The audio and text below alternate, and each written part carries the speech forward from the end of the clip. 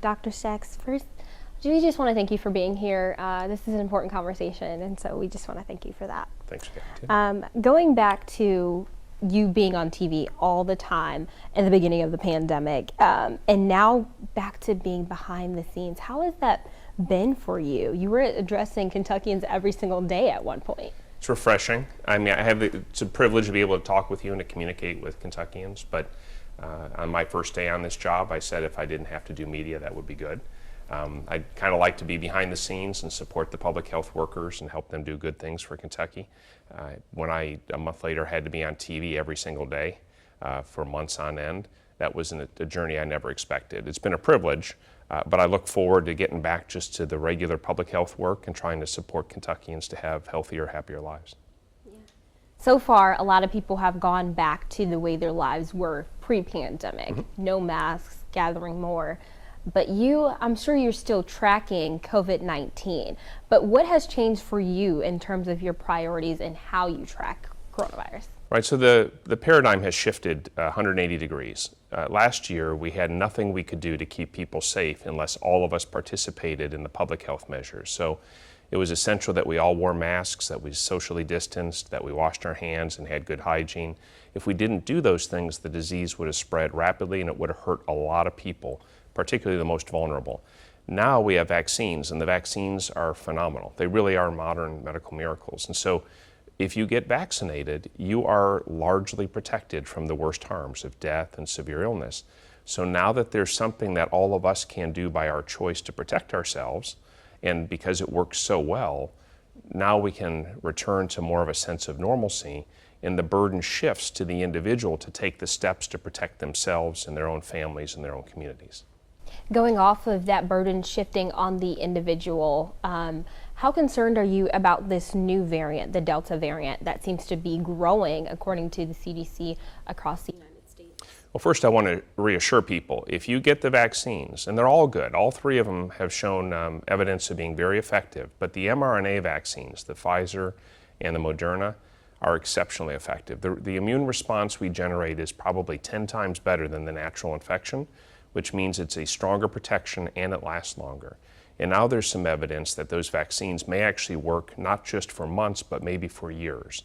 So perhaps we won't need to get boosters in the near term like people thought. So if you take the step to go get vaccinated, you can protect yourselves against the Delta variant and every other known variant that we're currently tracking. The concern, though, would be if not enough people get vaccinated, more people get infected, which gives the virus more chance to mutate, which gives the opportunity for even more potent variants to arise. And right before we started, I had showed you some bar graphs that are on the CDC website.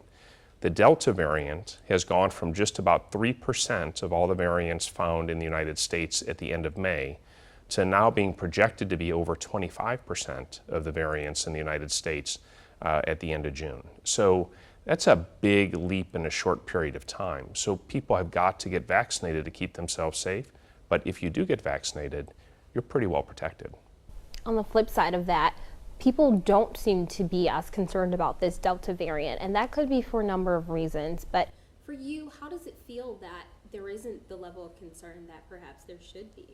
Well, I'd actually like Kentuckians and Americans to focus less on the specific variants. I think that that's the news of the day or the moment, and more on what they can do to keep themselves and others safe. And again, that's getting vaccinated. Now, the day that we find a variant for which the vaccines don't work, then people might need to be more concerned, because then people, even who would be vaccinated, could face a threat or a danger again. So the best way for all of us to minimize the risk of that happening is to get ourselves and ultimately to get everybody on the planet vaccinated, because things that happen across the world, as we saw, spread very quickly to here. This started in China and was over in the United States in less than 2 months. So we've got to make sure all of us are safe, because until then, none of us are safe. There is that level of disassociation that this is happening in another country and we're set. We have vaccines available to us here. Even Governor Beshear mentioned this yesterday in his Team Kentucky address. And we have a great blessing in the United States, right? So we're one of the wealthiest nations in the world, one of the most successful nations in terms of providing quality of life for our people. We're very blessed and very fortunate here. The vaccines are one of those examples.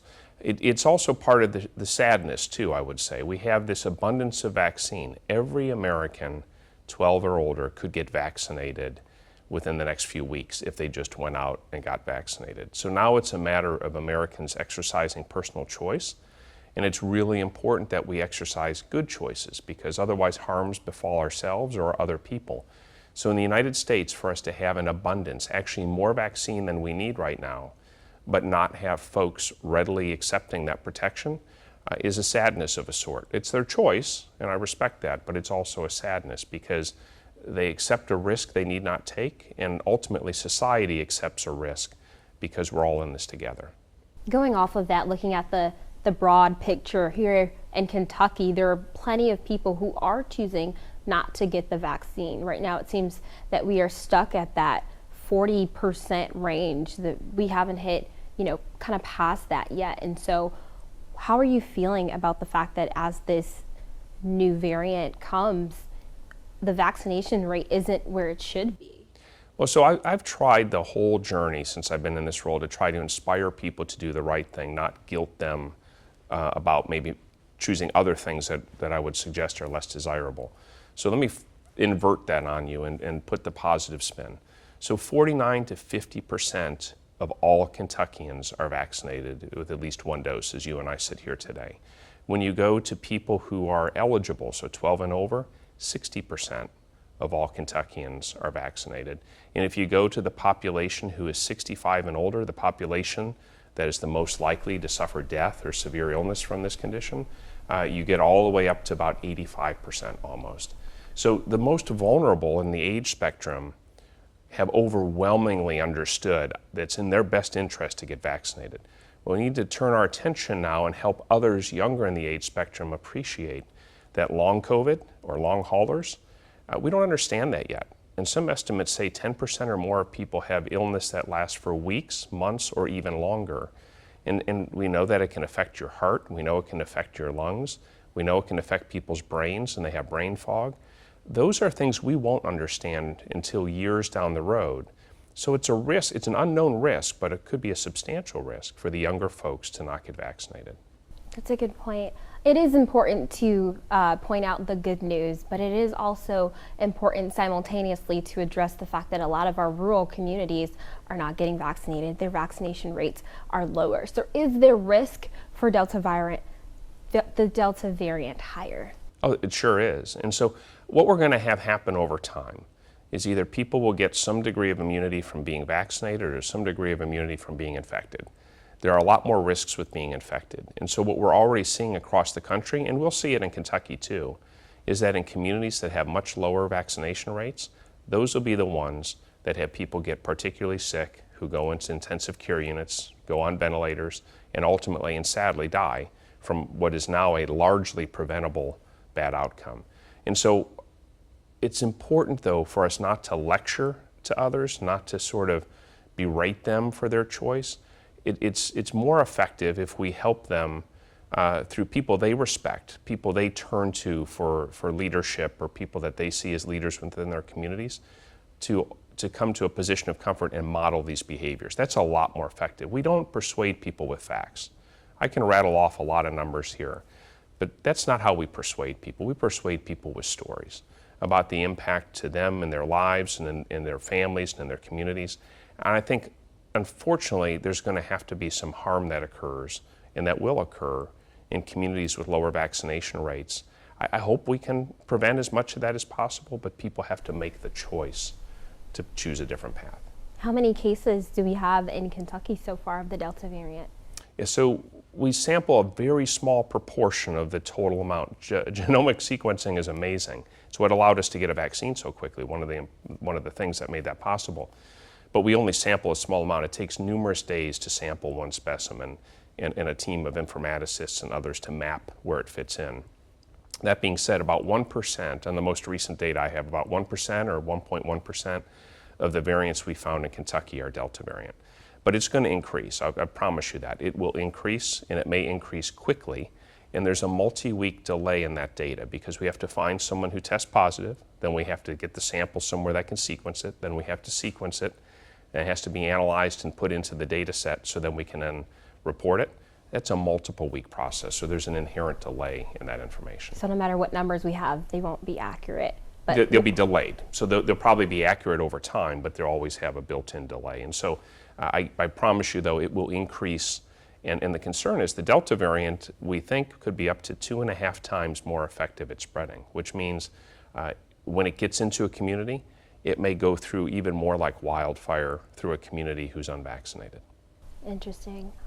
1% of total cases, that's around in the 20s, 23, 24? Well, now, so our cases have come down quite a bit. This is another success story for the vaccines.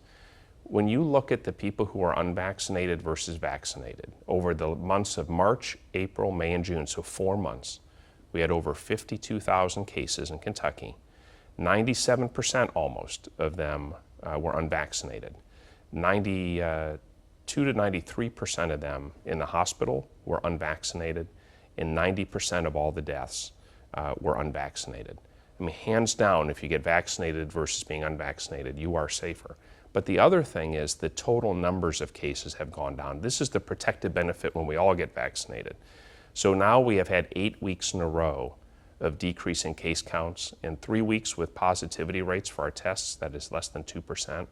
That's incredible. We haven't been that low since the very beginning of the pandemic, and we're still testing 30,000 people a week. So it's not that we're not looking for disease, it's just that the vaccines have made it a lot less common. But that Delta variant, or others that could follow after it, could undo that benefit if we don't stop it.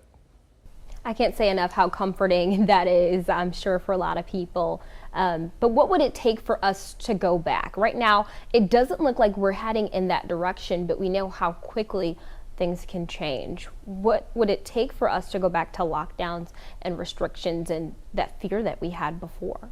Well, first of all, I want to try to use education and knowledge and information to help people guide through their fear. I hope one of the things we were able to help last year is help people at a time of great uncertainty, great disruption in our lives, at least feel that we weren't entirely powerless, that there were steps we could take to keep ourselves safer, to lower our risk, and to help ourselves get to a better place. We're at a better place now, right? I mean, 4th of July on the news when I was driving here this morning, travel is returning to normal. People for the 4th of July holiday weekend are going to be out and about on the roads and at the airports. We are much closer to normal now. And that is because we worked through this as a whole community in Kentucky. Team Kentucky came together. We worked with each other. We got through the worst parts when we had few things we could do. We built up our supplies so we could protect our healthcare workers, treat the patients who got sick, and then we got vaccines. The scientists really delivered. We did that together. That was a community effort. That was no individual, it was no one person. We all played a role. I hope we never get back, at least not anytime soon, to times where we have to think about more dramatic measures.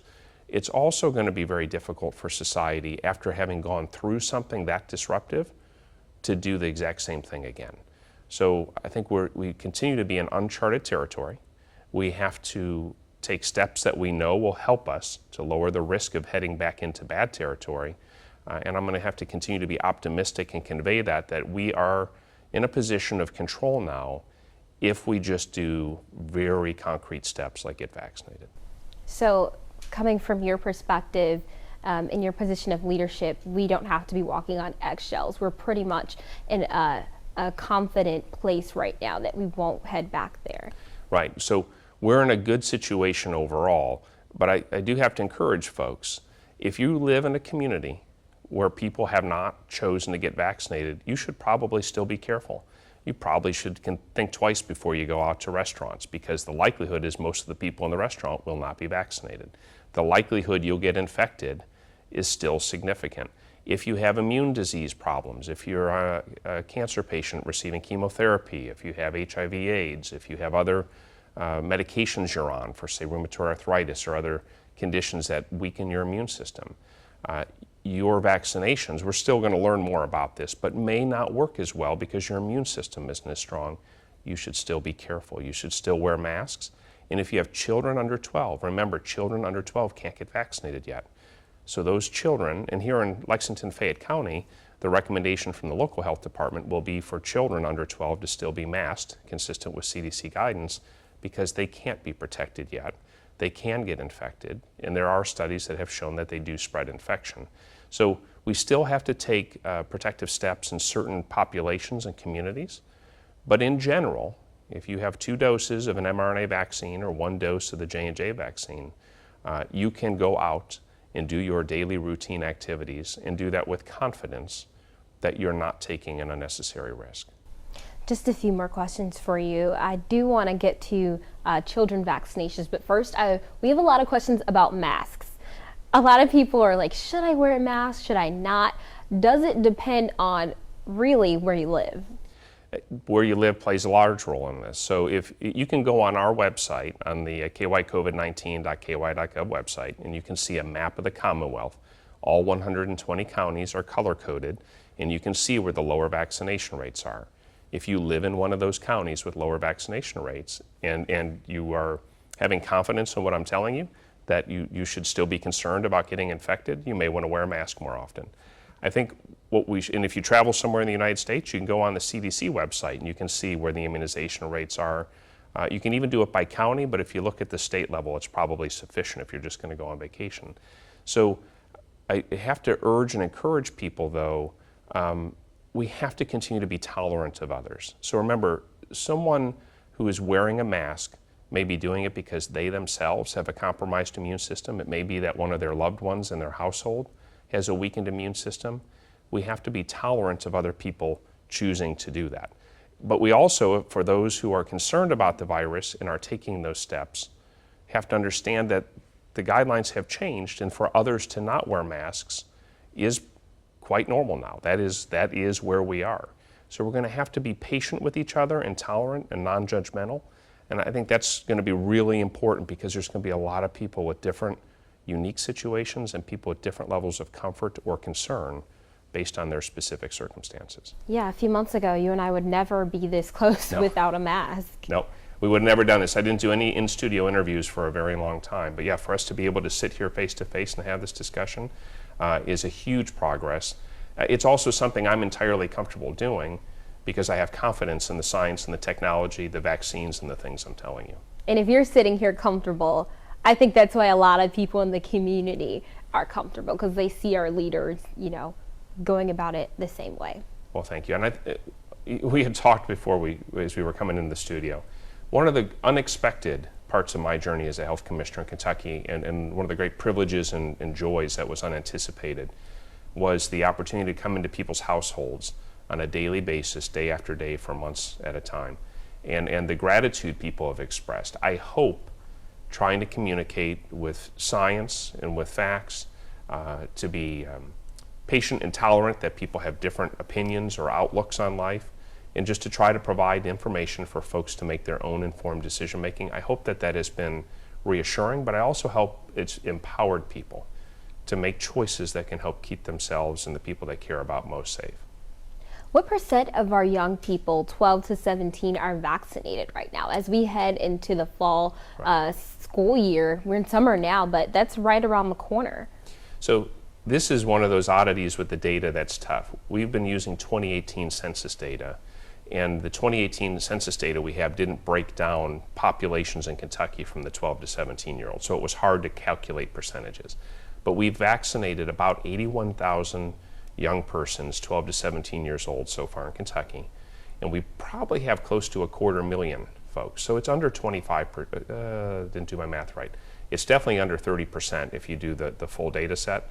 And in Lexington here, I think just within the last week, the local health department reported it's under 20% of the population. So compare under 20% of people 12 to 17 with about 85% of people who are 85 or 65 or older. We've got a long way to go. So we'll try to work with communities to do back to school events, to try to make it easy and preferable for people to get vaccinations by making it as effortless as we possibly can. So we'll work with local health departments and others to do that. But how should parents feel about sending their kids to school as the Delta variant could increase in the area and their children won't be vaccinated, which we know protects? Right. So if you have a child who's 12 to 17, my strong and unqualified recommendation is right now there's Pfizer available. Hopefully soon Moderna will be approved too. Go out and get your child vaccinated. That's the single most important thing you can do. And if you do that and your own household is vaccinated, you should go back to school. And the learning is essential, right? None of us like the disruption that happened in schools last year, but it was necessary for the greater good to keep people safe. Now there are steps we can take. So if you have a child 12 to 17, by all means, please make an appointment, go out, get scheduled. You can walk in same day now in most pharmacies and get vaccinated just by walking through the door and asking for it. If you have children under 12, I just have to urge people, please listen to your local health department. They're going to make recommendations based on the CDC guidance, and if they ask you to wear masks or ask you to take steps, I just urge people to do that until the vaccines get approved. Now, and they will be later this year for younger children, and when they are, then those who want to take the benefit of the vaccines will have that option. And then the paradigm will shift again. Then the burden will fall on the individuals to take that action. What's the likelihood that we'll see these shutdowns and quarantines in the middle school, elementary age range? So as far as shutdowns, I think that we're not going to see a lot of shutdowns. I think the quarantines is the challenge. So I'll tell you one lesson I learned over the last year. Nobody was happy that their kids weren't in school, but when you took the young boys out of football, mamas got mad. So if we want to have all the kids being able to play sports and not have teams have to be quarantined, because football is obviously a very close contact sport. You can spread COVID even outdoors when you're playing football. If you're wrestling, if you're playing basketball, you're close together, you're breathing heavy, you're sweating. Those are higher risk for spreading disease. You're in locker rooms with each other, it's higher risk. The single best way to keep the kids safe and to keep them all playing is to get vaccinated, because if everyone's vaccinated, you don't have to quarantine. You don't have to quarantine even if you were exposed to someone with COVID, because the risk of you getting infected or transmitting the disease to someone else is that much lower. So if everybody's vaccinated, there is no quarantine risk for the team, even if someone gets COVID. So again, the benefits of getting vaccinated so far outweigh the alternative. Doctor, we could talk about this all day. There's so many questions that we have, but we just want to thank you for your time. Is there anything else you want to say that you think our viewers should know before we close out? Well, Christine, first of all, thanks for the opportunity to be here. And second of all, thank you to all of Kentucky who have worked with us through very difficult times to get where we are now. Enjoy the summer, enjoy being outdoors, enjoy the fact that we have a return to a great sense of normalcy. But please don't lose sight of the fact that there's a really dangerous infection out there. It's a global pandemic. There are countries around the world still suffering terribly from this, and that the single biggest thing that allows us in the United States of America to enjoy this return to normalcy is the incredible power of those vaccinations. So I hope we'll all freely and willingly choose to go get vaccinated so that we never have to think about going back to anything that looked like last year. Beautiful, thank you.